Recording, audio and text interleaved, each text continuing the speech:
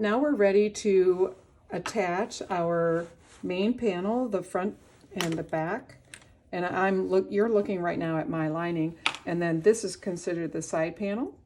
So prior to this step, you know, we all stitched the top edge of our pockets, we ironed them, we placed them on the proper panel. So these were my inside pockets. Notice there's no flap.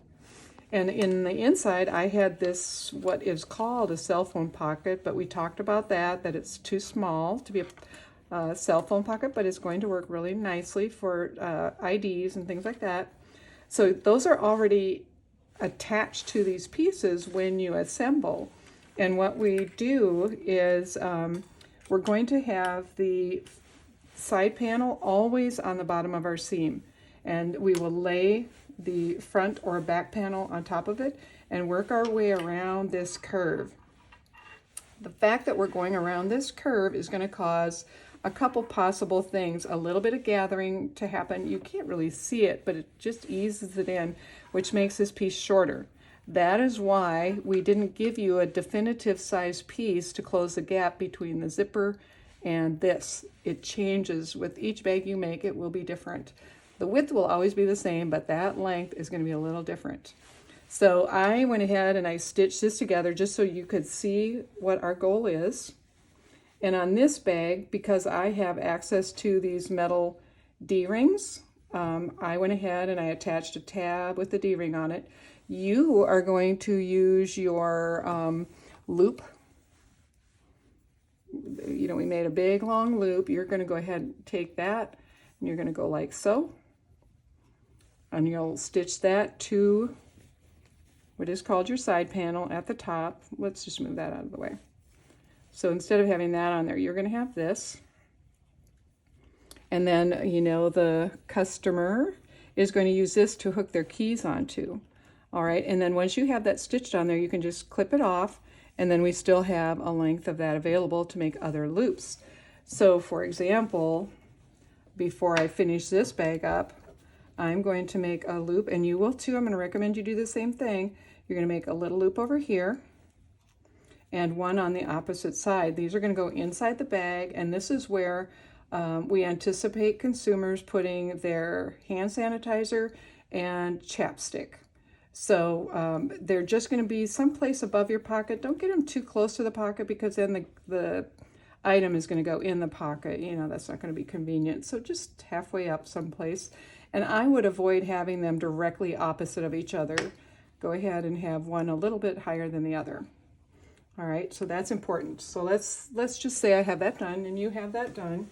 Now we're going to go to the outside fabric, same assembly. I went ahead and I did do the side panel to the, let's call that the front. Now we're going to sew the side panel to the back outer piece. Now this is my thumb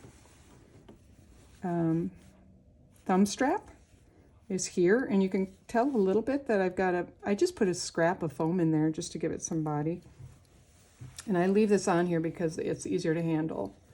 I'll cut that off, see, after I finish sewing it. You do not want to start at the top on these seams.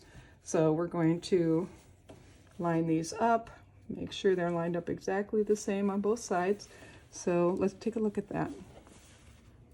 This is where I have that one lined up. So we'll do the same over here so that they're symmetrical. Okay, and you can pin. I think I know you ladies, you don't pin. I don't very often pin. So we're going to go ahead and just start. This is a 1/4 inch seam allowance, and I'm going to make sure. This one I do want to use more like a 10. And let me take a minute and say something to you. Where we've got the pockets, we've got a lot of layers, right? We've got the outer layer of the front pocket, and we've got the liner of that pocket, and we've got the panel. We need to make sure that this one, because, you know, when we're cutting, it's not perfect. I had one where my liner was short, like that. So that's really not going to work because it will ravel and come apart. So what you will have to do, if that's your case, you need to even everybody out, lay them down and recut so they're all the same. Very, very, very important. And you know, it'll stretch enough to fit, so I wouldn't worry about that aspect unless you're removing more than 1/8 of an inch.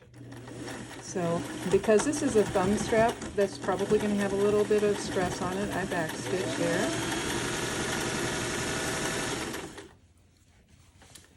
And it gets a little bit tricky. I want to make sure this pocket doesn't get caught in the seam. I'll kind of check.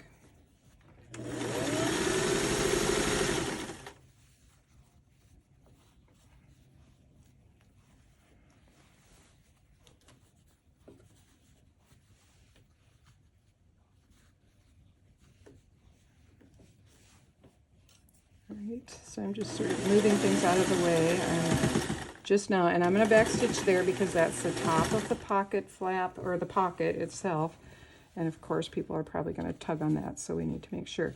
Now see how I've got diverging edges, so what I'm going to have to do is just pick this up, keep this straight, and I'm going to make this one mold to the shape, to that straight edge, which means I can't do very many stitches at a time. If you have to, you could possibly take, you know, like the tip of some scissors and get them in there if you've got a bubble that wants to push forward, because the bubble isn't going to do you any favors in this particular seam. You can't have it.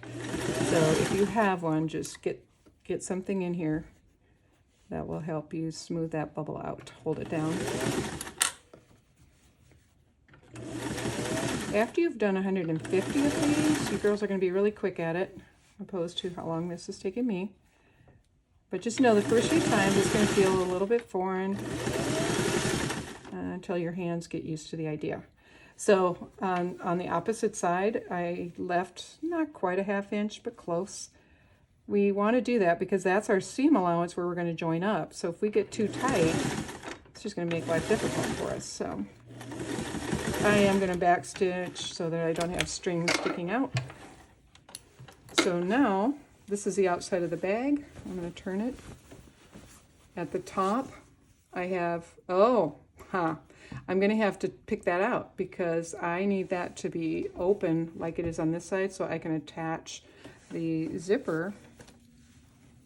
So this is going to get sewn on right here so that it can come down the front like so. And then this piece is going to join up to here, across here. So that's why that is open. This will end up being stitched across. So I may need to narrow that up a little, or just deal with it when we get there. But it'll be stitched on like so, and then attached, and that will be the outside of the bag. But before we do that, we will move to another video where we're going to talk about inserting our strap, because this is the time. We need the strap to be here and here. And once we've got ourselves ready for that, we'll close those seams up.